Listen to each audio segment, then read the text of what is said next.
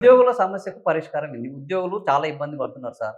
ఇప్పుడు జూబ్లీ హిల్స్‌లో ఏదో 30 మంది నిరుద్యోగులు మేము నామినేషన్ చేస్తాం అంటున్నారు. ఆల్రెడీ మాలలందరూ మేము 300 మంది వచ్చేస్తున్నాం. ఇది నిజంగా వాళ్ళలో అసంతృప్తా? లేకపోతే బీఆర్ఎస్ తీసుకొచ్చి వాళ్ళని ఏకీకరణ చేసి ఈ రకమైన ఏదైనా కార్యక్రమం చేస్తున్నదా? కాదు, ఈ రాష్ట్రంలో కాంగ్రెస్ పట్ల అన్యాయం అయిపోయిన ప్రతి బాధితుని వెంట టీఆర్ఎస్ ఉంటుంది, బీఆర్ఎస్ ఉంటుంది. అందులో ఏం డౌట్ లేదు. ఓకే.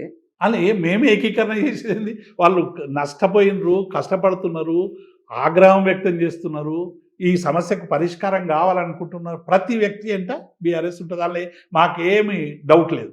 నేను ఏమంటున్నా అంటే ఇవాళ 10,000 కోట్ల రూపాయలు ఉద్యోగులకు ఇవ్వాలి, రిటైర్మెంట్ ఉద్యోగులకు ఇవ్వాలి. చాలా 3-4 ఉద్యోగులు ఇటీవల ఆత్మహత్యలు చేసుకున్నారు. అసహజ మరణంతో గుండె నొప్పితో రకరకాలు చనిపోయారు. కొంతమంది మేము చచ్చిపోతామని వీడియోలు పెడితే కొంతమందికి డబ్బులు ఇచ్చారు. 100 మంది ఇలా హైకోర్టుకు పోయినారు, మాకు డబ్బులు ఇవ్వాలని ప్రాధాయపడుతున్నారు.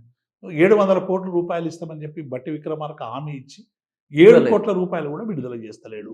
ఉద్యోగులకు సంబంధించిన సమస్య చాలా తీవ్రమైన సమస్య అయిపోతా ఉన్నది.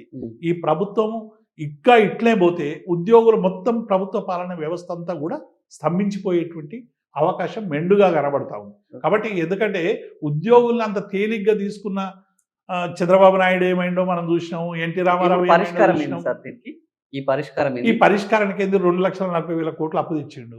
ఇంకో 10,000 కోట్లు అప్పు తెచ్చి ఈ ఉద్యోగులకు అన్ని చెయ్యాలి, డెఫినెట్ గా చేయాలి.